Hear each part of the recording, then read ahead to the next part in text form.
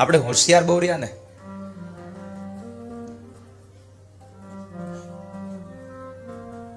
કેટલા હોશિયાર ખબર છે? ચાની રકાબીમાં જો માખી પડે તો ચા નાખી દઈએ, તેલની બરડીમાં માખી પડે તો માખી નાખી દઈએ. નાખી તો દઈએ જ છે આપણે.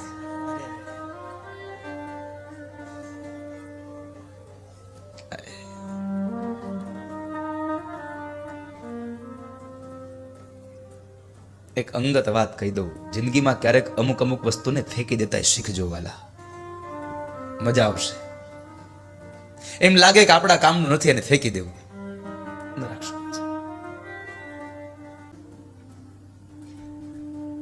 ભગવાનના લગ્નોત્સવની ગાથા, જો કે મેં ગઈકાલે પણ આપને એક ટકોર કરી હતી. રૂકમિણીએ પત્ર લખ્યો છે. એક સ્ત્રી એક પુરુષને પત્ર લખે એવી ભાવનાથી આ પત્રને ન સમજશો. આ પત્રને સમજો. આ એક આત્મા, એક જીવાત્મા પરમાત્માને સ્તુતિ રૂપી, પ્રાર્થના રૂપી એક પત્ર ભગવાનને લખે છે. આત્મા ભગવાનને પ્રાર્થના કરે છે, કારણ કે જીવને જ્યારે લેવા આવવાનો છે. પેલા તો રૂકમિણીએ વિચાર કર્યો, હું શું લખું? પત્રને લખવો હોય ને તો સંબોધન ચાલુ કરવાનું છે. હવે સંબોધન શું કરવું એ બહુ અગત્યની વાત છે. કોઈ અરજી આપણી પાસે આવે, કોઈ પત્ર આવે ને, તો આપણે ભણ્યા હશે ત્યારે ખ્યાલ હશે, આપણને નિબંધ લખતા શીખડાવતા સ્કૂલોમાં. અને એમાં એક વિષય કરી અને 2 પંક્તિઓમાં આપણો વિષય લખ્યો હોય. વિષયને વાંચ્યા ઉપરથી ખબર પડી જાય કે આનો વિષયાંગ શું હશે, આનો મૂળ કહેવાનો ભાવ શું છે. આપણે લખ્યું હોય પ્રતિ સાહેબ શ્રી જે તે આ તે. રૂકમણી વિચાર કર્યો, હું શું લખું? મેં તો મનોમન મારા પતિ માન્યા છે, હું તો એને વરી ચૂકી છું. મારું મન હવે બીજામાં લાગે એમ નથી. પણ આ સંબંધ તો મારો એક પક્ષ છે, મારે સીધું ન લખી દેવાય હે પતિદેવ, હે પ્રિય, ન લખાય. શું લખું?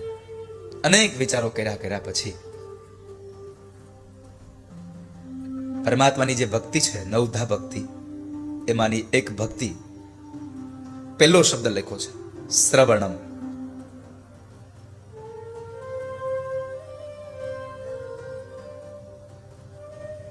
શ્રવણમ, નવધા ભક્તિમાં સારામાં સારી ભક્તિ છે કોઈકનું સાંભળવું, કોઈકનું શ્રવણ કરો.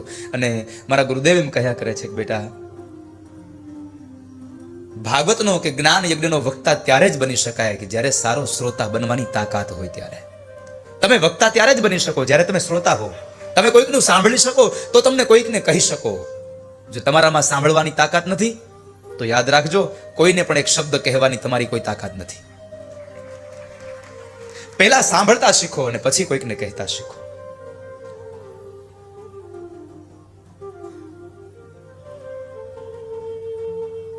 શ્રવણમ પહેલી ભક્તિ છે. એટલે અહીંયા રૂકમણીએ શબ્દનો ભાવ વ્યક્ત કર્યો. શ્રુત્વા ગુણાન ભુવન સુંદર વતાંતે. સાંભળો, શ્રુત્વા ગુણાન ભુવન સુંદર વતાંતે. મારું વૃત્તાંત સાંભળો. શું કહું છું આપણે? નિર્વિશ્વ કર્ણ વિવરે હરતોંગ તાપમ. હે નાથ, આ દુનિયાના તાપ અને સંતાપમાં જે બળી રહેલો જીવાત્મા પોતાના કાનોથી તમારી કથાઓને સાંભળીને તૃપ્ત બને છે. અહીંયા રૂકમણી પણ એમ કહે છે તૃપ્ત બને, અને પેલી ગોપી પણ કહે તવ કથામૃતમ તપ્ત જીવનમ.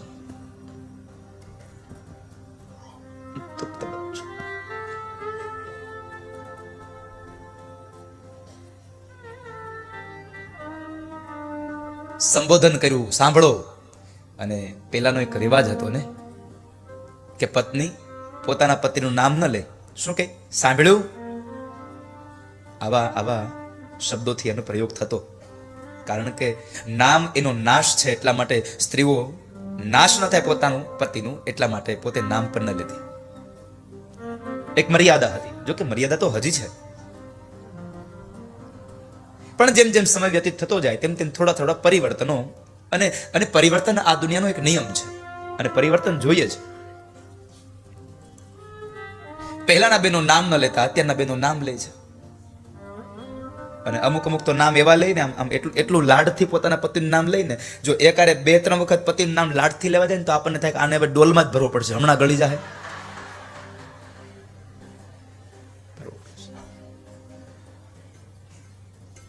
રસોડામાંથી અવાજ આવે, આમ મીઠો ટંકાર, બેડરૂમમાંથી ઉભો થઈને દોડવા માંડ્યો. પણ પેલાનો એક સમય હતો ને લખ્યું હતું, બેનો એમ કહેતા સાંભળો, આમ 50-100 વ્યક્તિઓ બેઠા હોય બધા પુરુષો અને કોઈ એક સ્ત્રી આવીને એમ કહે ને સાંભળ્યું, એક વ્યક્તિ હોકાર દે, એ હા. તમે વિચાર કરો, 100 વ્યક્તિઓની વચ્ચે એક વ્યક્તિ આવીને એમ કહે છે કે સાંભળ્યું, અને એમાંથી એક જ વ્યક્તિ એમ કહે છે હા, તો બાકીના 99 બેરા હતા. આ મર્યાદા હતી સાહેબ. અહીંયા રૂકમણીએ કહ્યું, શ્રુત્વા ગુણાન ભુવન સુંદર શૃણ્વતાંતે નિર્વિશ્ય કર્ણ વિવરે હરતોંગતાપમ. એક શબ્દ વાપરી દો, શ્રુત્વા ગુણાન ભુવન સુંદર. હે ભુવન સુંદર, તમારી કથાઓને સાંભળી અને મારું મન, મારું ચિત્તપત્ર હું તમારામાં અર્પણ કરું છું. ત્વયચ્યુતા વિશતિ ચિત્તમ પત્રપમ મે. મારું ચિત્તરૂપી પત્ર મેં આપને મોકલ્યું છે, મારું ચિત્તરૂપી પત્ર મેં આપને સમર્પણ કર્યું છે. હવે પહેલા શ્લોકની અંદર સંબોધન કર્યું, એક સ્ત્રી અને એક પુરુષ વચ્ચેનો સંબંધ. એને જાહેર કર્યું કે હું સ્ત્રી છું અને હું આપને સાથે, મારું ચિત્ત મારા આપનામાં છે. પણ એક સ્ત્રી અને એક પુરુષ વચ્ચેનો સંબંધ અનેક પ્રકારના હોય. માં અને દીકરાનો પણ હોય, ભાઈ અને બહેનનો પણ હોય, બાપ અને દીકરીનો પણ હોય, પતિ અને પત્નીનો પણ હોય. તો આ સંબંધ કયો? અને ત્યારે રૂકમણીએ પોતાનો સંબંધ જાહેર કરતા બીજા શ્લોકમાં લખ્યું, કાત્વા મુકુંદ મહતી કુલશીલ રૂપ વિદ્યાવયો દ્રવિણધામભિરાત્મતુલ્ય ધીરાપતિં કુલવતી નવનીત કન્યા કાલે નૃસિંહ નરલોકમનોભિરામમ. હે નાથ, ધીરાપતિમ કુલવતી ન વૃણીત કન્યા. આ દુનિયાની કઈ કન્યા એવી હોય કે એક પુરુષની અંદર બધા જ પ્રકારના ગુણોને જોઈ અને પોતાનો પતિ ન સ્વીકારી શકે? આ દુનિયાની કઈ સ્ત્રી એવી છે જેને પતિ ન સ્વીકારે? કારણ સૌથી પ્રથમ તો તમારું કુળ સારું છે. કાત્વા મુકુંદ મહતી કુલશીલ રૂપ. દીકરીને વેવિશાળ કરો ને ત્યારે માત્ર પૈસો ન જોશો વાલા. આ રૂકમિણીએ હજારો વર્ષ પહેલા પત્ર લખીને આ દુનિયાને સંદેશો આપ્યો છે કે જ્યારે દીકરીનું વેવિશાળ કરવાનો સમય આવે ત્યારે પહેલા શું જોવું? તો કહ્યું, દીકરીના વેવિશાળ સમયે પેલું વેલું કુળ જોવું, ખાનદાન કેવું છે ને જોવું, પૈસો ન જોવું. પેલું કુળ જોવું, ખાનદાની જોવી. બીજું મૂર્તિયાનું ચારિત્ર્ય જોવું, શીલ. કાત્વા મુકુંદ મહતી કુલશીલ. ત્રીજા સ્થાને રૂપ જોવું. ચોથું સ્થાન વિદ્યા, ભણ્યો છે કે નહીં, અને માત્ર ભણ્યો છે નહીં, હારે ગણ્યો છે કે નહીં એ હોતે જોવું. નકરું ભણતર કામનું નથી હો, ક્યારેક ક્યારેક ગણતર કામનું છે. ક્યારેક ગણવું પણ ઘણું સારું છે. ચોપડીમાં લખી તો નાખ્યું જ હોય શીરો બનાવવાની રીત.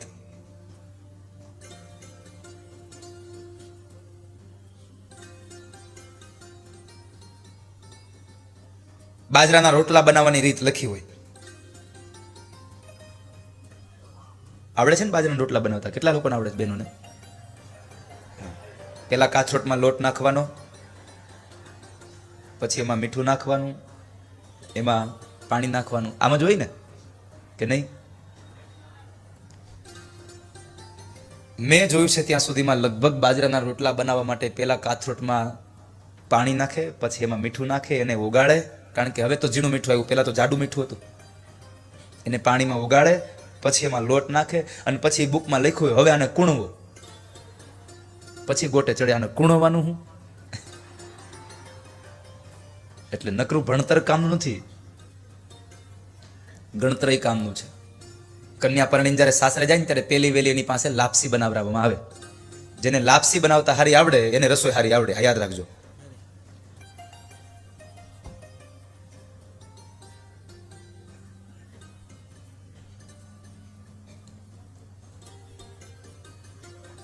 નકરું ભણતર કામનું નથી, ગણતર પણ કામનું છે.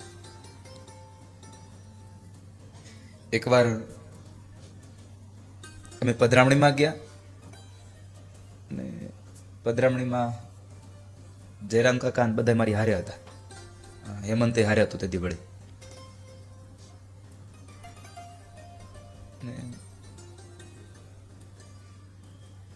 પધરામણીમાં ગયા એટલે અમારું સ્વાગત થયું. અમે બેઠા એટલે આખો પરિવાર વેલ એજ્યુકેટેડ, આમ ભણેલો ગણેલો, બધા જ આમ ખૂબ સારી એવી ડિગ્રીઓ પ્રાપ્ત કરેલી. એટલે જેની ઘરે પધરામણીમાં ગયા હતા એ બેન મને એમની ઓળખાણ કરાવે. દાદા, આ મારી બીજા નંબરની દીકરી છે, સૌથી મોટી દીકરી છે. આ બીજા નંબરની દીકરી, આ મારો દીકરો છે. આ મારો દીકરો બહુ ભણે છે, અત્યારે સાયન્સમાં છે. આ મારી દીકરી, એમણે પણ એન્જિનિયરિંગ કર્યું છે. અને મારી સૌથી મોટી દીકરી તો બહુ ભણી છે, બધું ઇંગ્લિશમાં જ ભણી છે. બહુ સારું. મેં કીધું આ બે જ છે તો એ દીકરી હજી ભણે છે? ના, એ શોપિંગ માટે ગઈ છે, હમણાં આવે છે. સારું. આગતા સ્વાગતા થઈ, એમાં બધા બેઠા હતા. તે જયરામભાઈ બાજુ બેઠા બેઠા મને કે આખો પરિવાર ભણવો બહુ છે દાદા. એ કે અહીંયા યારે લોકો વાત કરતા જરાક આપણે આમ ધ્યાન રાખવું પડે. અને વધારે ભણ્યા હોય, થોડાક વધારે પડતા સુધર્યા હોય, એ સને ચ કરે ને ચને સ કરે, એટલે સમજી જવાનું આ વધારે ભણ્યા છે. તો અમે તો બેઠા થોડી વાર, આગતા સાગતા થઈ. ડીશ ભરીને સૂકો મેવો આપ્યો. એટલે હું ચાલુ ન કરું, હું ન ખાઉં ત્યાં સુધી કોઈ અડે નહીં. એટલે હેમંતે મને પૂછ્યું, દાદા તમને દવા? મેં કીધું કેમ, તારે ખાવું છે? એટલે કે તમે ખાવ તો અમે લઈએ એમ. તું ખા ને, વાંધો નહીં. આમ બધી થોડીક આમ આગતા સ્વાગતા થઈ ગઈ. ત્યાં બરાબર એક ડોરબેલ વગડ્યો. ઘણા બધા લોકો બીજા આડોશી પાડોશી પણ હતા. બે હાથમાં સરસ મજાની શોપિંગની બે થેલીઓ, ખંભામાં પર્સ, હાથમાં ચાવી એક્ટિવાની. હજી અમે કાંઈ પણ પૂછીએ, જો કે આમ તો ખબર પડી જ ગઈ હતી કે આ મોટી દીકરી જ આવે છે, કારણ કે શોપિંગ કરવા ગઈ ત્યાં આટલું તો એને સરનામું આપ્યું હતું. ત્યાં બેને કીધું, જો દાદા હું નહોતી કહેતી કે મારી દીકરી બહુ ભણી છે, આ આવી. સારું, શોપિંગ કરવા ગઈ હતી. મેં કીધું સારું, કેમ? મેં કીધું બેટા શાકભાજી લેવા ગઈ હતી. ઓલા બેનની આંખો ફાટી ગઈ. તમને કેમ ખબર આ શાકભાજી લેવા ગઈ? મેં કીધું મેં એના જન્માક્ષર જોયા એટલે. બહુ ભણી, સારું થયું. પછી મેં બેનને કીધું, બેન તમારી દીકરી ભણી બહુ છે પણ ગણી નથી, એને કહેજો કે શાકભાજી લેવા જાય ને ત્યારે ટમેટા હાવની છેલ્લે લેવાય. એને ટમેટા પહેલા લીધા હતા. સમજાય છે ને? પેલા ટમેટા લીધા, પછી ઉપર કોબી પધરાવી, ઉપર બટેટા પધરાવ્યા, મરચા, ગાજર, બધું જ સબ્જી ઉપર પધરાવ્યું. બિચારી લીધા હતા ટમેટા, પણ ઘરે આવી ત્યાં સૂપ આવ્યું. ખાલી ભણતર કામનું નથી હોતું, ભણતરની સાથે ગણતર પણ જરૂરી છે. અહીંયા કહ્યું ચોથું સ્થાન વિદ્યાને આપ્યું છે. ભણેલો છે કે નહીં? પાંચમા સ્થાને ઉંમર લાયક કેવો છે, ઉંમરમાં કેવડો છે. એક ભાઈ એક વરાજાને આમ છોકરાને લઈ અને અમારે મહેશને લઈને જોવા ગયા. બધા બેઠા હતા અને પૂછ્યું કે છોકરાની લાયકાત શું? તો જે ભાઈ આગળ આવ્યા હતા ને એને કીધું, હુસેન એને શું કીધું? ઉંમર લાયક છે. એની લાયકાત ઉંમર લાયક છે.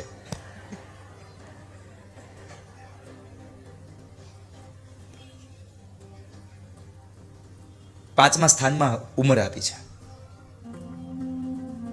અને પછી છઠ્ઠા સ્થાને પૈસો આપ્યો છે. અત્યારે શું થયું છે? આગળના 5 સ્થાન એક બાજુ રાખો, પૈસા વાળા છે, બાકી બધું જોયું જશે પછી. અને દીકરીના બાપને મારી એટલી જ પ્રાર્થના છે, તમારી દીકરીને તમારે સુખી કરવી હોય ને એના સાસરિયામાં, તો તમારી પાસે જેટલી સંપદા છે એના કરતા થોડીક ઓછી સંપદા હોય ને એવા ઘરમાં આપજો. તમારી દીકરી દુખી નહીં થાય કોઈ દિવસ. એને મેણા નહીં સાંભળવા પડે. કારણ કે જ્યારે એના પ્રસંગમાં તમે એક તો મોટું ઘર ગોતો, પૈસા વાળા ગોતો, એની આબરૂ એવડી મોટી હોય અને એની રેણી કેણી એટલી મોટી હોય ને એના પરિવારમાં જ્યારે પ્રસંગ આવે અને એ પ્રસંગમાં તમે એને લાયક થઈને ઊભા ન રહી શકો ને ત્યારે એના સાસરિયાઓ તમારી દીકરીને મેણા મારે છે. તારા બાપ પાસે શું છેતા કરે? માટે આપણી મારી પ્રાર્થના છે બાપ. અને બીજું, દીકરીની ઘરે જાઓ અને જો વેવાય બેઠા હોય ને ખાટલાની પાંગથે ન બેસવું હોય તો પૈસા વાળો ન ગોતતા. નકર તમે જાઓ તો આવો આવો વહી આવો, એ ખાટલામાંથી ઊભા નહીં થાય. પછી તમારે પાંગથે જ બેહવું પડશે, છેડે તમારે બેહવું પડશે. માટે છઠ્ઠા સ્થાને પૈસો જોયો છે.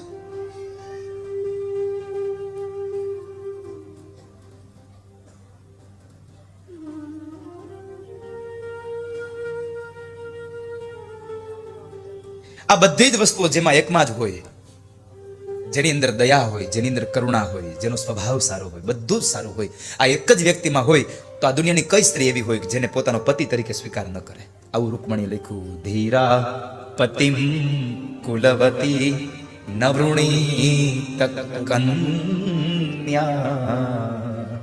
અને તમારી અંદર એક કરુણા તો ઈ છે કે તમે કોઈનું દુઃખ ન જોઈ શકો. જ્યારે જરૂર પડી ત્યારે પેલા પ્રહલાદ માટે માના કુખથી તમે જન્મ ન લઈ શક્યા તો તમે સ્તંભમાંથી નીકળી ગયા. કાલે નૃસિંહ નરલોકમનો વિરામમ.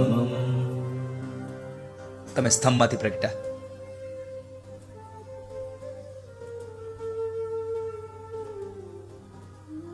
હું આપને મારા પતિ તરીકે સ્વીકાર કરું છું. મારું મન તમારામાં લાગી ચૂક્યું છે. હું મનોમન તમને સ્વીકાર કરું છું. હવે જો પોતે સ્વીકાર કર્યો એટલે ત્રીજા શ્લોકમાં એમ કહ્યું કે મેં તમારો સ્વીકાર કર્યો છે. તમે જો મારો સ્વીકાર ન કરતા હોય તો કઈ વાંધો નથી, પણ જો તમે મારો સ્વીકાર કરતા હો તો તમારે મને લેવા આવી પડશે. તમારે એમ નહીં કહેવાય હા વહી આવો, હું આવીશ નહીં. તમારે મને લેવા આવી પડશે. આત્મા ભગવાનને ક્યારે કહી શકે તમે મને લેવા આવજો? જ્યારે આ જીવનની અંદર કોઈ સારા સત્કર્મ કર્યા હોય, કોઈનું સારું કર્યું હોય, સારા કામ કર્યા હશે તો તમે ભગવાનની પાસે દાવો માંડી શકશો, પ્રભુ તમે મને લેવા આવજો. જળાશયો બંધાવ્યા હોય, પરબ બંધાવ્યા હોય, અન્નક્ષેત્ર ખોલાવ્યા હોય, નિશાળો બંધાવી હોય તો તમે કહી શકશો. સત્કર્મનું કોઈ કર્મ કર્યું હોય, કોઈ મંદિર બનાવ્યું હોય તો તમે કહી શકશો પરમાત્માને પ્રભુ તમે મને લેવા આવો. બાકી તમે ભગવાનની સામે દાવો નહીં કરી શકો તમે લેવા આવો. આ જીવ તો ભગવાનને કહી શકે તમે મને લેવા આવો, મેં સત્કર્મ કર્યા છે. ભગવાનની સામે દાવો કર્યા પછી પણ આગળ જતા રૂકમણીએ ભગવાનને એમ કહ્યું કે પ્રભુ તમે મારો સ્વીકાર કરતા હો ને જો મને લેવા આવતા હો તો સમજી વિચારીને તમે આવજો. કારણ અહીંયા ખાંડાના ખેલ છે, અહીંયા મમરા નથી ખાવાના.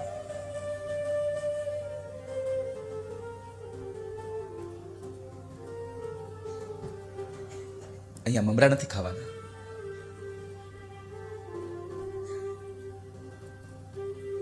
કારણ કે અહીંયા તો અનેક રાજાઓની મધ્યમાંથી મારું તમારે એ રાજાઓને જીતીને તમારે મને લઈ જવાની છે. આ બુદ્ધિ ભગવાનને એમ કહે છે તમારે અનેક રાજાઓને જીતવાના છે. આ કયા રાજાઓ? કામ, ક્રોધ, લોભ, મદ, મોહ, મત્સર, ઈર્ષા, આ બધાની વચ્ચેથી તમારે મને જીતીને લઈ જવાની છે.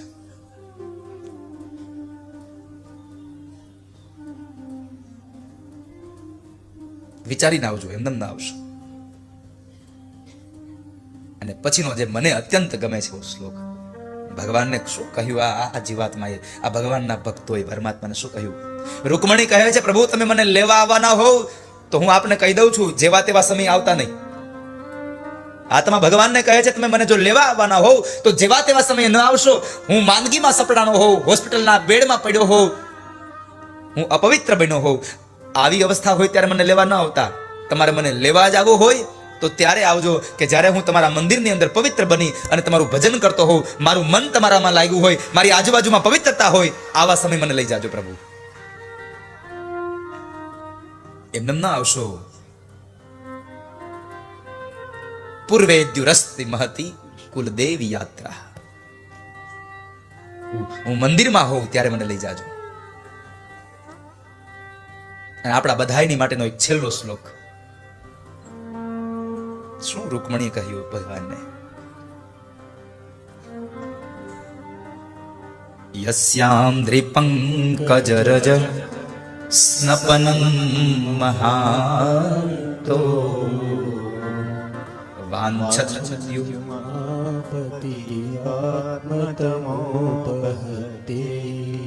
પ્રભુ છેલ્લો શ્લોક તમે તો વાંચજો જો તમે મારા 6 શ્લોકોને સાંભળ્યા પછી પણ લેવા ન આવવાના હોવ તો.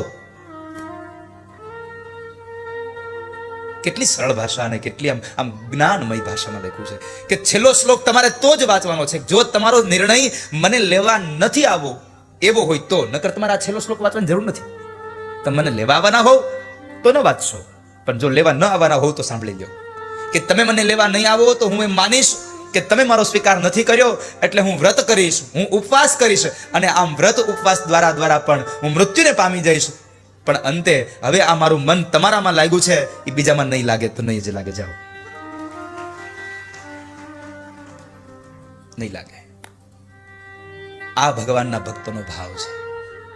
અને જ્યારે આવો ભાવ વ્યક્ત થાય ને, 7 શ્લોકોને સંભળાવ્યા પછી સુદેવ નામના બ્રાહ્મણે ભગવાનને પ્રશ્ન કર્યો, પ્રભુ શું તમારું મંતવ્ય છે, તમારો જવાબ શું છે આમાં?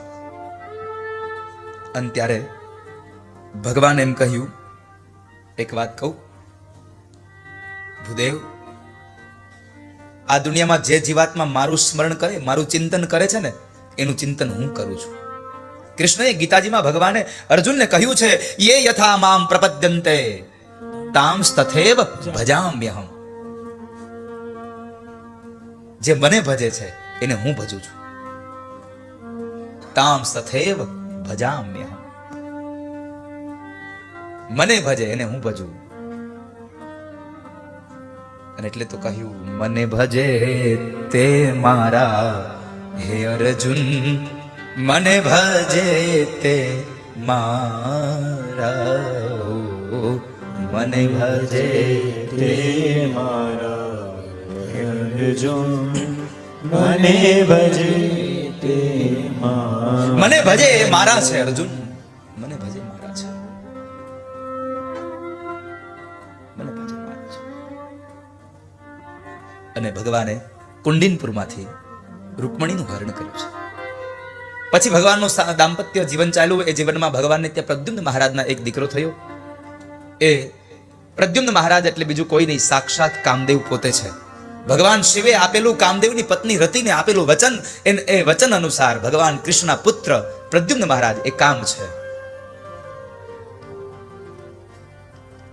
ભગવાન શિવની ક્રોધાગ્નિથી જ્યારે ત્રીજા નેત્રથી જ્યારે કામદેવ બળીને ભસ્મ થયો, અને ત્યારે રતિએ ભગવાન શિવને કહ્યું, પ્રભુ મને મારો પતિ ક્યારે મળશે, મને મારો પતિ ક્યારે મળશે? અને ત્યારે ભગવાન શિવે કહ્યું, જબ જદુવંશ કૃષ્ણયવતાર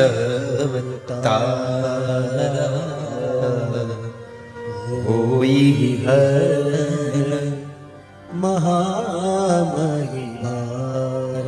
હરણ મહામહિધારા.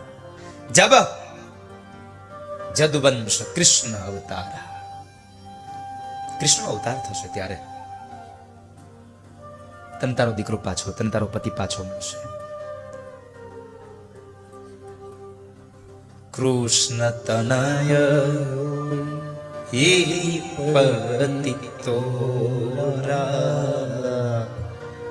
વચન અન્યથા હોય નહીં, વચન અન્યથા હોય નહીં મોરા.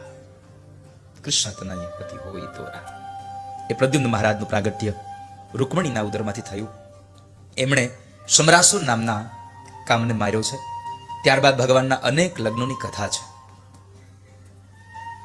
પહેલું લગ્ન ભગવાનનું રૂકમિણી સાથે, બીજું લગ્ન જામવાનની દીકરી જામવતી સાથે, ત્રીજું લગ્ન સત્રાજીત યાદવની દીકરી સત્યભામા સાથે, ચોથું લગ્ન ભગવાન સૂર્યતનયા કાલિંદીને પરિણ્યા. કાલિંદીમાં સ્નાન કર્યું છે કે નહીં તમે કોઈ ક્યારે? કેટલા લોકોએ કાલિંદીમાં સ્નાન કર્યું છે? મથુરામાં યમુનામાં કેટલા લોકોએ સ્નાન કર્યું છે? જુઓ આપણી આ દુર્દશા તમે જુઓ. મથુરામાં સ્નાન કરી આવ્યા છે, યમુનામાં સ્નાન કરી આવ્યા છે, પણ યમુનાને કાલિંદી કહેવાય છે કોઈને ખબર નથી. ઘણા લોકો કહેતા હોય છે ને, આવડા મોટા મોટા મંડપ ફૂકામ બાંધો છો, એટલે બાંધી છે, ખબર નથી કેવા હાટું અમથામથી બાંધ્યા.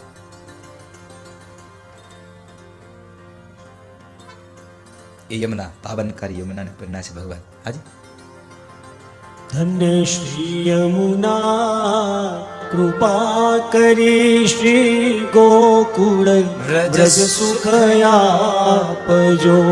વ્રજ નીરજમાં અહર્નિશય મને સ્થિર કરીને સ્થાપજો. તમે મોટા છો શ્રી મહારાણી, તમે જીવતની કરુણા જાણી. અમને શરણે લેજો તાણી. ધન્ય શ્રી યમુના કૃપા કરી શ્રી ગોકુળ બ્રજ સુખ આપજો. નમામિ યમુનામહં સકલ સિદ્ધિ હેતુ મુદા. મુરારી પદ પંકજ સ્ફુરદ મંદરેણુત્કટા. ભગવાનનું ચોથું લગ્ન સૂર્યતનયા કાલિંદી સાથે પરિણ્યા ભગવાન. પછી ભગવાન સત્યા, ભદ્રા, લક્ષ્મણા અને છેલ્લે મિત્રવિંદા, આ અષ્ટપત્રાણીઓ ભગવાનના, અને ભૌમાસુર નામના અસુર પાસેથી 16,100 કન્યાઓને છોડાવી. તો 16,100 કન્યાઓ ભગવાનને પ્રાર્થના કરી, પ્રભુ અમે અમારા બાપને ઘેર જશું, પણ આ કુંવારી કન્યાઓનું હરણ થયું છે, કે અસુરે હરણ કર્યું છે, હવે અમારો હાથ કોણ ઝાલશે? અમે આપને પ્રાર્થના કરીએ છીએ. અને એ પ્રાર્થનાને લઈ અને ભગવાને 16,100 સ્ત્રીઓ સાથે લગ્ન કર્યા. એટલે પરમાત્માના કુલ લગ્ન થયા 16,108. 16,108 લગ્ન કરવા છતાં પણ કૃષ્ણ બ્રહ્મચારી છે. વિચાર કરો, કૃષ્ણ બ્રહ્મચારી છે. ગોપીઓને સામે કિનારે જવું હતું ને એ ગોપીઓ બધી મૂંઝાણી. સ્ત્રીઓ શું કરવું? આ યમુના કઈ રીતે જવા દેશે? ત્યારે કૃષ્ણએ કહ્યું કે તમે યમુનાના કિનારે જઈને કહો કે કૃષ્ણ જો બ્રહ્મચારી હોય તો હે યમુના મહારાણી અમને માર્ગ આપો.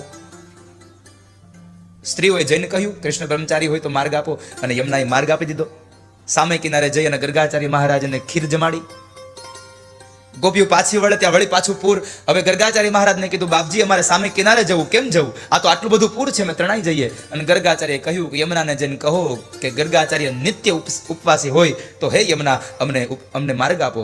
અને સ્ત્રીઓએ જઈને કહ્યું કે હે યમુના મહારાણી, ગર્ગાચાર્ય મહારાજ જો નિત્ય ઉપવાસી હોય તો અમને સામે કિનારે જવા માર્ગ આપો.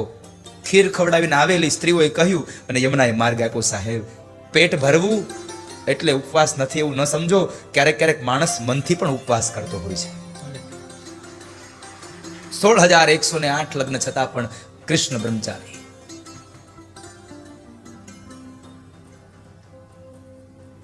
ભગવાનના 16,108 લગ્ન થયા. એ કથા સુખદેવજી મહારાજે રાજા પરીક્ષિતને બતાવી. ત્યારબાદ પ્રદ્યુમ્ન મહારાજ હતા. એ પ્રદ્યુમ્ન મહારાજ ભગવાનના પુત્રએ પોતાના મામાની દીકરી એટલે કે રૂકમીની દીકરી સાથે લગ્ન કર્યા, એને પરિણ્યા. એને જે દીકરો થયો એનું નામ છે અનિરુદ્ધ મહારાજ. અનિરુદ્ધ મહારાજે રૂકમીના દીકરાની દીકરીની સાથે પરણ્યા છે અને એની સાથેના લગ્નમાં જુગાર રમાતો હતો અને ત્યારે દાઉજી મહારાજ અને રૂકમી વચ્ચે થોડોક ઝઘડો થયો અને એ ઝઘડામાં દાઉજી મહારાજે એક ભૂંગળ માથામાં મારી અને રૂકમીનો ઉદ્ધાર કર્યો છે. રૂકમીનો ઉદ્ધાર થયો. ત્યારબાદ અનિરુદ્ધ મહારાજનું બીજું લગ્ન બાણાસુરની દીકરી ઉષા સાથે થયું.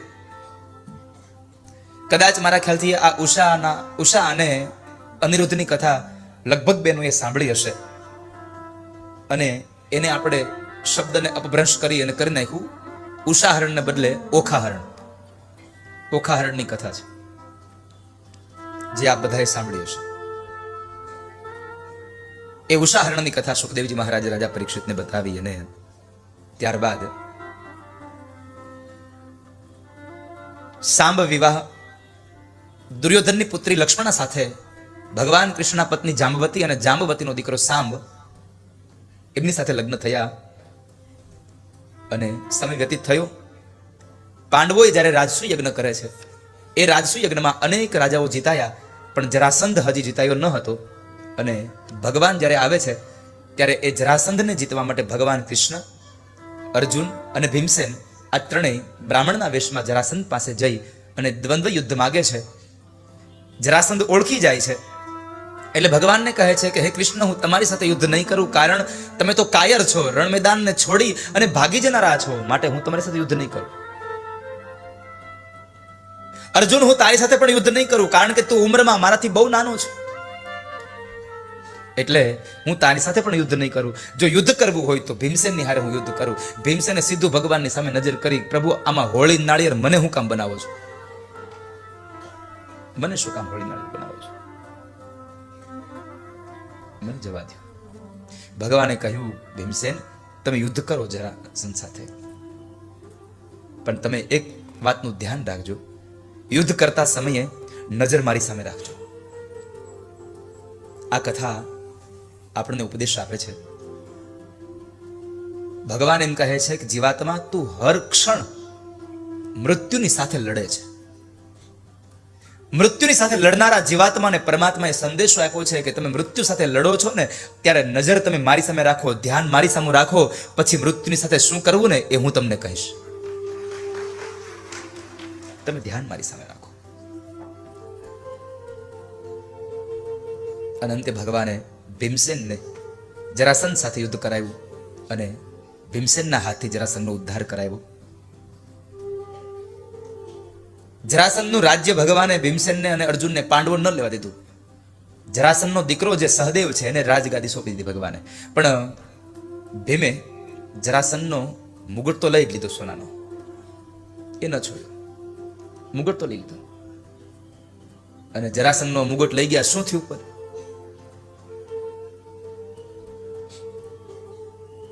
પાંડવોના દીકરાનો દીકરો પરીક્ષિત પરદાદા વખતનો મુગટ પહેરી અને મૃગયારણમાં ગયો અને કળયુગ માથા ઉપર સવાર થયો અને એ કળયુગે શું કર્યું? બ્રાહ્મણનો શાપ અપાવડાયો. કારણ જરાસંધની જેટલી પણ સંપદા હતી બધી અનીતિની હતી અને ભાગવતજીમાં એમ કહ્યું છે કે અનીતિમાં કલિયુગ રહે છે.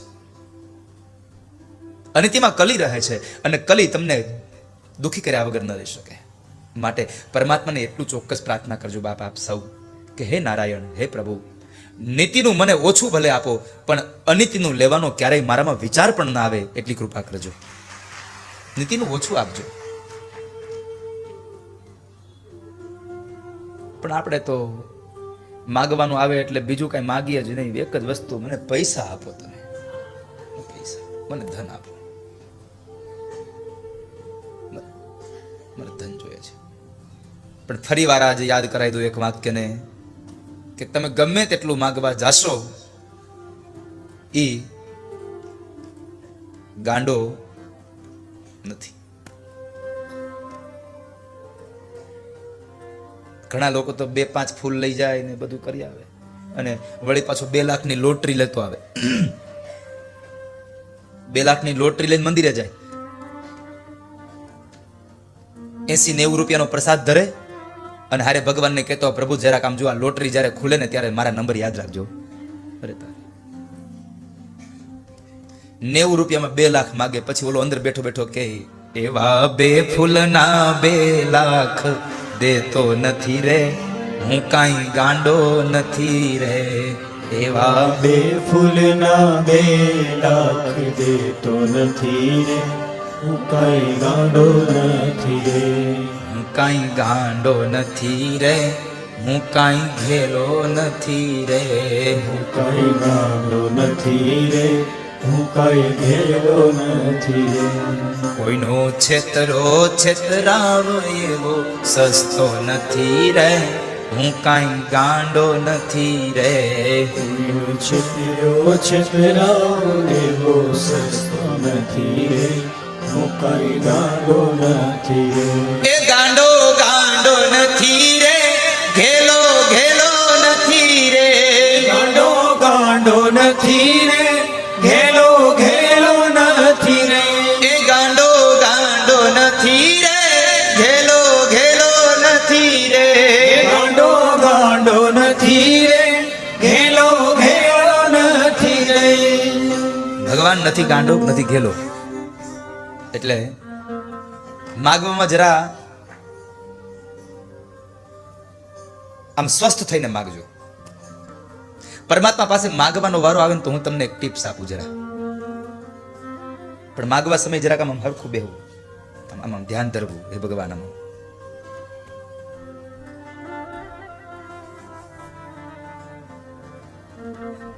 ભગવાન પાસે માગવું હોય ને તો એટલું માગજો. પરમાત્મા, મારે તમારી પાસે જે માગવું જોઈએ ને એ માગવાની બુદ્ધિ નથી, એટલા માટે એ બુદ્ધિ મને આપો. મારે તમારી પાસે શું માગવું જોઈએ? મારે તમારી પાસે શું માગવું એના સદ વિચારો મને આપો. અને માટે અનિતિનું ધન ઘરમાં ન આવે એને ધ્યાન રાખજો. અને એ વાતે મારી હારવાર યાદ રાખજો કે અનિતિનું જો ઘરમાં આવ્યું ને તો તમારું નીતિનું પણ થોડુંક હારે લઈને જશે.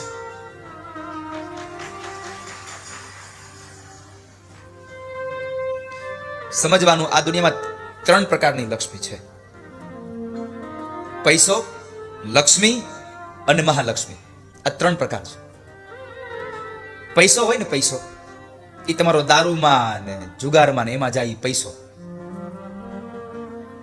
દવાખાનામાં, એવી બધી જગ્યાએ જ્યાં જાય એ તમારો બધો પૈસો.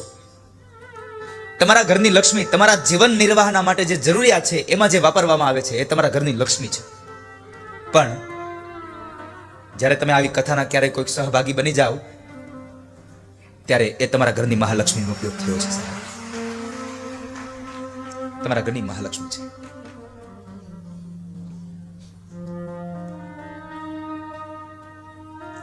મહાલક્ષ્મીનો સદુપયોગ કરજો વાલા. બાકી તમે યાદ રાખજો, પરમાત્મા પણ જ્યાં સુધી આપણી પાસે સદલક્ષ્મી નથી થતી ને ત્યાં સુધી એ ધન એ દાનમાં દેવડાવતા પણ નથી. ઘણા લોકો નંદ ઉત્સવના દિવસે અહીંયા ભેટ બોલાતી હોય ને ત્યારે ખીચામાં હાથ નાખ્યા કરે, આમ ત્યાં નંદ ઉત્સવ પૂરો થઈ જાય.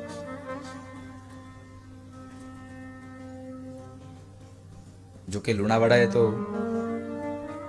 મારા એક યજ્ઞમાં તો બહુ બધી આહુતિઓ આપી છે આ કથાએ.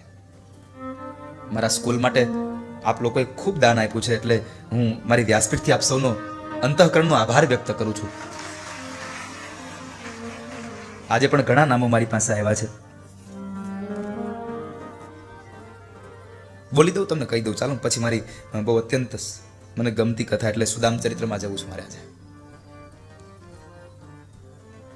નરોત્તમભાઈ ભુરાભાઈ પટેલ, ગામ ધોળી, મહીસાગર, એમના તરફથી 5000 રૂપિયા. 5000 રૂપિયા પટેલ નરેન્દ્રકુમાર પુરુષોત્તમદાસ, નવાગરા, લુણાવાડા. રમણલાલ કુબેરભાઈ પટેલ, ગામ ગોવાલિયા, 1100 રૂપિયા. સ્વર્ગસ્થ કનૈયાલાલ દેવચંદ, ચીખલી, સંતરામપુર, એમના તરફથી 501.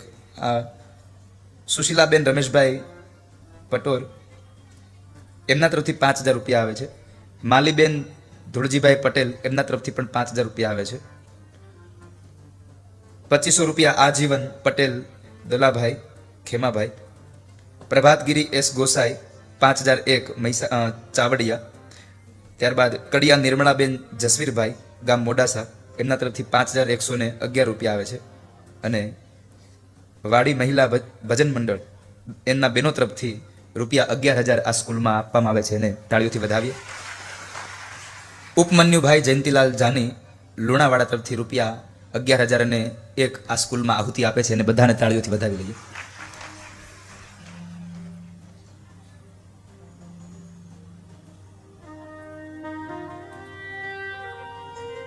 ત્યાર પછી ભગવાને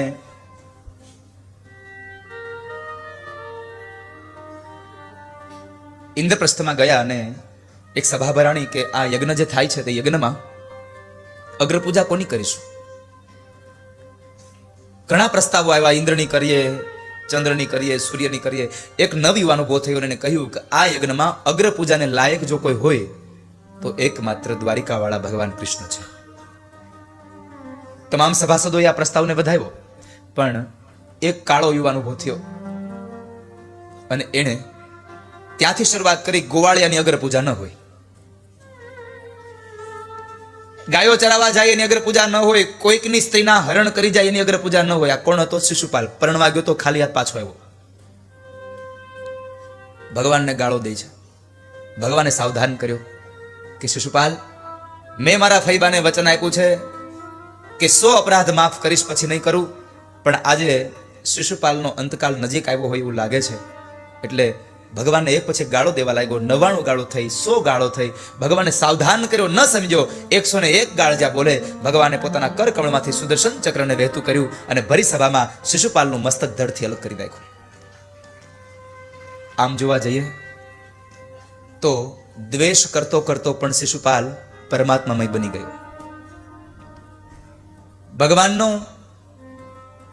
વિરોધ કરતો કરતો પણ એ પરમાત્મામય બની ગયો, ઈશ્વરમય બની ગયો. શિશુપાલનો ઉદ્ધાર કર્યો.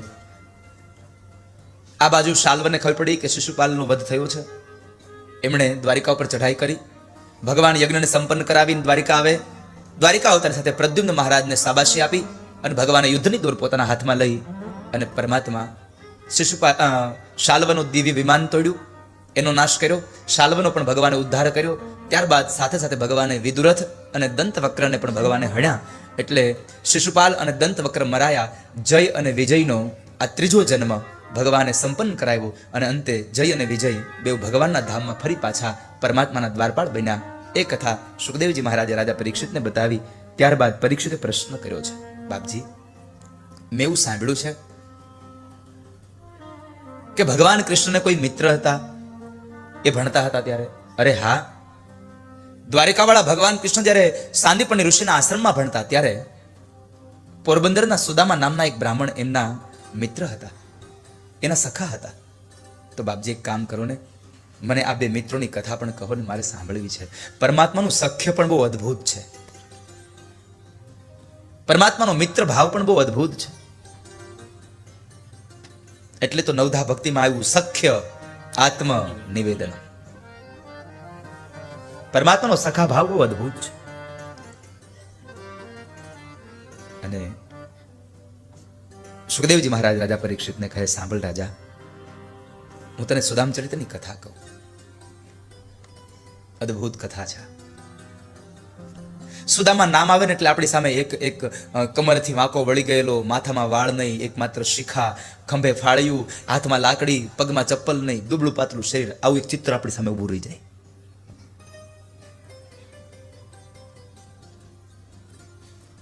ભાગવતકાર તો ત્યાં સુધી એમ કહે છે કે સુદામાને ગરીબ કહી અને કોઈ ગાળો ન દેશો. કારણ સુદામા પાસે લક્ષ્મીનું ધન ન હતું, એની સંપદા ઓછી હતી, પણ એની પાસે ભગવાનની ભક્તિની સંપદા બહુ હતી. પરમાત્મા પાસે લક્ષ્મી નહીં, પણ પરમાત્મા પાસે ભક્તિ માંગીએ.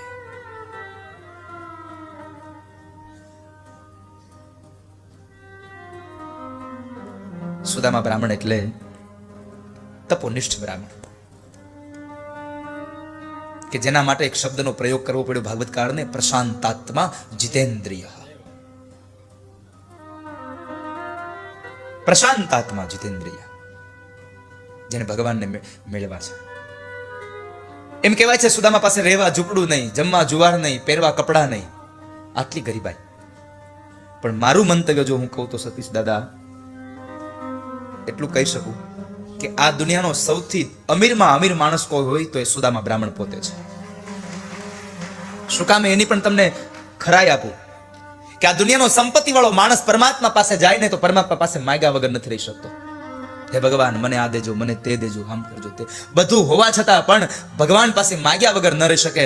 અને આ સુદામા પાસે કશું નથી છતાં પણ આ દુનિયાનું સૌથી શ્રેષ્ઠ વ્રત અયાચક વ્રત કે કોઈની પાસે માગવું નહીં, કોઈ પાસે તો નહીં પરમાત્મા પાસે પણ ન માગવું, આવું વ્રત લઈને સુદામા બ્રાહ્મણ બેઠો છે. આનાથી વધારે ધનિક કોણ હોઈ શકે આ દુનિયામાં? કોણ હોય? ન માગવું. પત્ની છે, બાળકો છે, સુશીલા નામની પત્ની છે. એમાં એક વખતના સમયે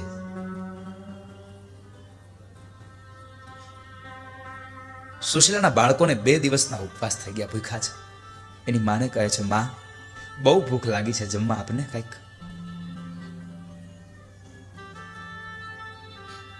માએ મોઢું નીચે કરી ગઈ છે. શું કરું? ઊંડો શ્વાસ લઈને નિસાસો નાખીને સુશીલા એટલું જ બોલ્યા છે કે હે ભગવાન, તમારે મને માં બનાવી હતી તો મારા દીકરાઓને જમાડી શકું એટલું અનાજ આપવું હતું, અને જો આટલી જ ગરીબાઈ આપી હતી કે મારા ઘરમાં અનાજ પણ ન હોય તો તમારે મને માં નહોતી બનાવી. મારા દીકરાઓનું દુઃખ મારાથી નથી જોયું જવાતું. મારા દીકરાઓનું દુઃખ મારાથી નથી જોવાતું.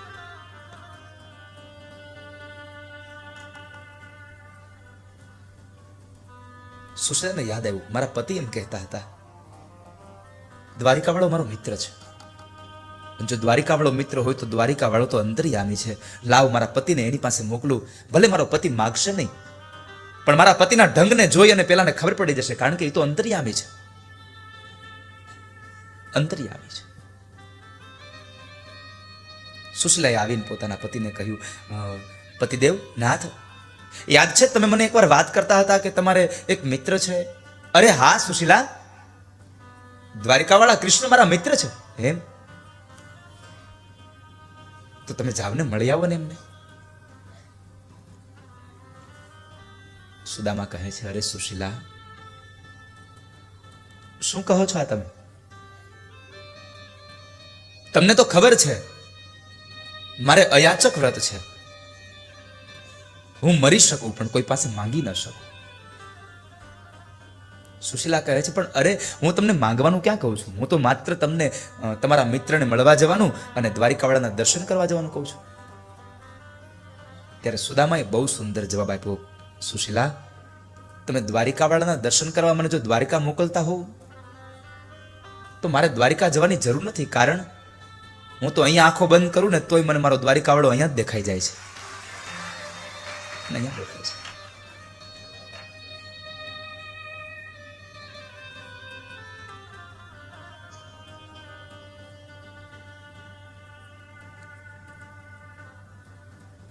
પણ સુદામાને એમ થયું, મારી પત્ની, મારા લગ્ન થયાના વર્ષો વીતી ગયા, ક્યારેય કશું માંગ્યું નથી, આજ પહેલી વાર કંઈક માંગ્યું છે, અને એ પણ શું?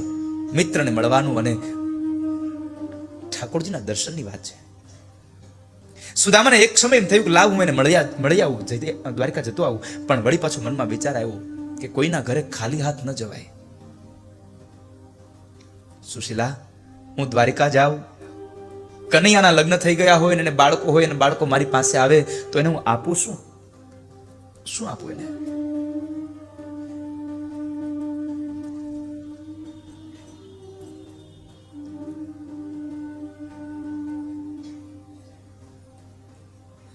સુશીલાએ કહ્યું, આપ અહીંયા ઉભા રહો, હમણાં આવી.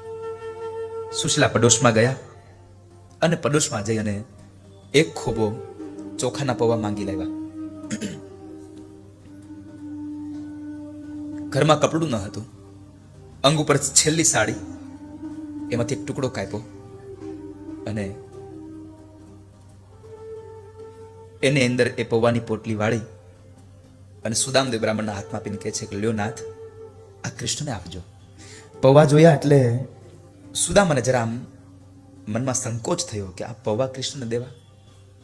સુશીલા ઓળખી ગયા છે કે પતિને જરા શરમ આવે છે. સુશીલાએ કહ્યું, પતિદેવ સાંભળો, આ પૌવા દેવામાં તમને શરમ આવતી હોય ને તો કનૈયાના હાથમાં આ પોટલી દઈને એટલું કહેજો કે લે કનૈયા, આ તારા ભાભીએ તારા માટે કંઈક મોકલ્યું છે, મારું નામ આપજો એમને.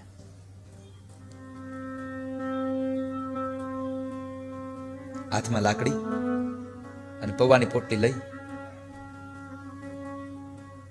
અને નીકળે છે. શું પગમાં પગરખા નથી.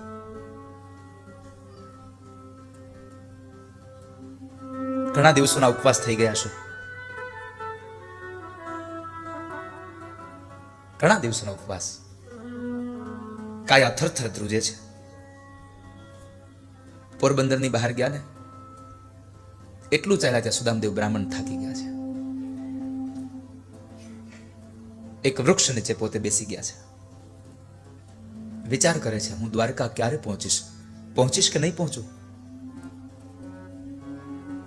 આ વિચારોમાં ને વિચારોમાં એને ઊંઘ આવી ગઈ. ભગવાને ગરુડજીને મોકલ્યા છે. પોરબંદરની બહાર દ્વારિકાના માર્ગ ઉપર એક વૃદ્ધ બ્રાહ્મણ છે, ત્યાં એમને લઈ આવી દ્વારિકાની બહાર મૂકી દો, જાઓ. ભગવાનની આજ્ઞાનું કાર્ય કર્યું. સમય વ્યતીત થયો અને સુદામદેવ બ્રાહ્મણને નિંદ્રામાંથી જાગ્યા, ઊભા થયા, ચાલતા થયા. થોડુંક ચાલ્યા ને ત્યાં સામે એક નગરી દેખાવા લાગી.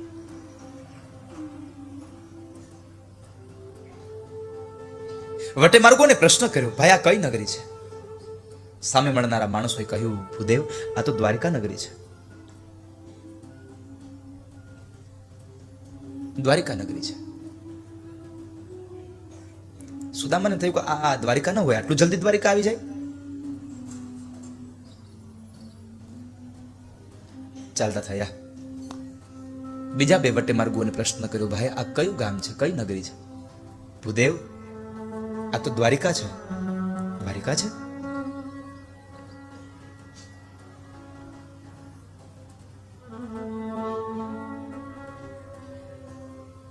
તો મને બતાવો ને આમાં દ્વારિકાનો નાથનો મહેલ ક્યાં છે? જો ભૂદેવ સામે 52 ગજની જે ધજા ફરકે ને એ દ્વારિકાના નાથનો મહેલ છે.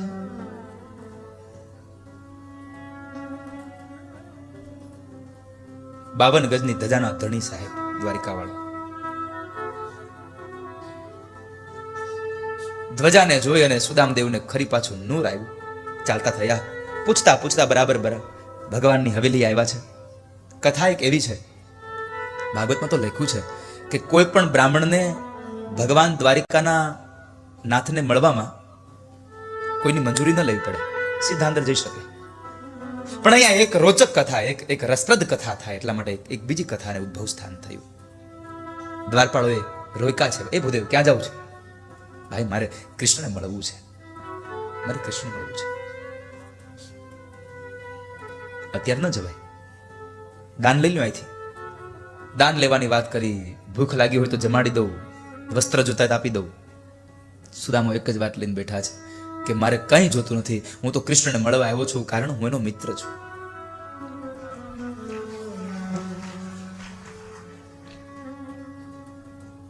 કલ્પના કરો, 3 લોકના અધિપતિનો મિત્ર છું, આટલો નિર્ભયતાથી દાવો કરવો એ કઈ બહુ સહેલી વાત નથી. અને દ્વારપાળ હસે છે. ભૂદેવ ઘણા દિવસથી જમ્યા નહીં હોવ, આ ગરમી તમારા મગજમાં ચડી ગઈ છે, હાલો જમાડી દો. અમારા મહારાજને મિત્રની તાણ છે, તમારા જેવો મિત્ર બનાવે. જુઓ તો ખરા, અમારા ઢંગ ઢળો નથી પૂરા કપડા, નથી શરીર હારું. આવો મિત્ર હોય. દાન જોઈતું હોય તો લઈ લો, ને તો જવા દો અહીંથી. સુદામદેવ બ્રાહ્મણે બહુ આજીજી કરી પણ ના પાડી. અંતે એને હળધૂત કર્યા એક દ્વારપાળે. બીજો દ્વારપાળ જરાક નમ્ર વિવેકી હતો, એમણે કહ્યું કે એ ભાઈ, અપમાન ન કરીશ, કારણ ગમે તેમ તો એ બ્રાહ્મણ છે અને બ્રાહ્મણોનું જિંદગીમાં ક્યારેય અપમાન ન કરશો વાલા. આ તો અહીંયા શબ્દ વાપર્યો એટલા માટે મેં બ્રાહ્મણ વાપર્યો છે, બાકી તો હું મારી મારો પોતાનો ભાવ એટલો કહું છું. આ દુનિયામાં કોઈ પણ જીવાત્માનું અપમાન ન કરશો, કોઈનું નહીં. કોઈને તમે માન અને સન્માન ન આપી શકો તો કાંઈ નહીં, પણ જિંદગીમાં તમારા તરફથી કોઈને અપમાન ન આપો સાહેબ. કોઈને ખરાબ લાગે એવા શબ્દો ન બોલો, કોઈને દુઃખ લાગે એવું વર્તન ન કરશો. એક કહેવત છે, જીભમાં વાગે ને તો 2-5 દિવસમાં મટી જાય. આ 32 દાંતોની વચ્ચે રહેલી જીભ 2 દાંતની વચ્ચે કચરાય તો 2-5-7 દિવસ અઠવાડિયામાં મટી જાય. પણ આ જીભથી જો કોઈને વાગી જાય ને તો જિંદગીભર નથી મટતું એ સાહેબ. માટે કોઈને ખરાબ શબ્દો ન કહો, પોતાની ફરજ ન ચૂકો. પોતાના ઉપર આવેલી જે કામગીરી છે, કામગીરીને નિભાવવાની તમારી તાકાત હોવી જોઈએ. અને હું તો ત્યાં સુધી કહું છું સાહેબ કે પરમાત્માએ તમામ જીવાત્માને એક એક કામગીરી સોંપીને જ અહીંયા મોકલા છે. અને તમને જે કામગીરી સોંપી છે, જો એમાં તમે સફળ ન થયા ને તો પરમાત્મા તમને એનો બદલો આપશે આપશે ને આપશે. સાહેબ કોઈ સંશય નથી. જે જવાબદારી તમારી છે એને નિભાવતા શીખો.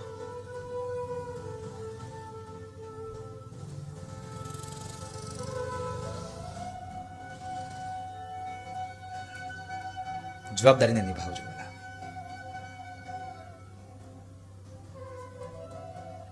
આ દુનિયામાં કદાચ તમે કોઈ જવાબદારીને લઈને પછી જવાબદારી નિભાવશો કે નહીં નિભાવો, કદાચ આ દુનિયાને નહીં ખબર હોય તમારી જવાબદારી તમે લીધી પછી નિભાવી કે નહીં. પણ તમને આપેલી, તમે એટલું તો વિચાર કરો, પરમાત્માએ એ જવાબદારી માટે તમને નિર્માણ કર્યા છે. તો બીજા કોઈનો ડર રાખો કે ન રાખો, તમે હરિનો ડર તો રાખો સાહેબ. પરમાત્મા કે મને જે જવાબદારી આપી છે એ બીજું કોઈ જોતું છે કે નહીં જોતું હોય, પણ પરમાત્મા તો જોતા છે. હવે હું બીજા કોઈને હું કામ કહું, આપણે આપણું જ કરી હાલું. આ ભાવેશ ને આ મેહુલ ને આ તરુણ ને આ યોગેશભાઈ બધા છે, આ આયોજકો બધા, હવે એ લોકોની બધાની એક જવાબદારી છે. હવે એ પોતાની જવાબદારીમાંથી નીકળી જાય તો કદાચ મને ને તમને ખબર ન પડે, આ લોકો ભાઈ એની જવાબદારી નથી નિભાવી, એનું આ કર્યું છે તે કર્યું છે, આપણને નથી ખબર. આપણે આંધળા છીએ, પણ આખી દુનિયાને દ્રષ્ટિ દેનારો આ મારો ઠાકોર આંધળો નથી, યાદ રાખજો.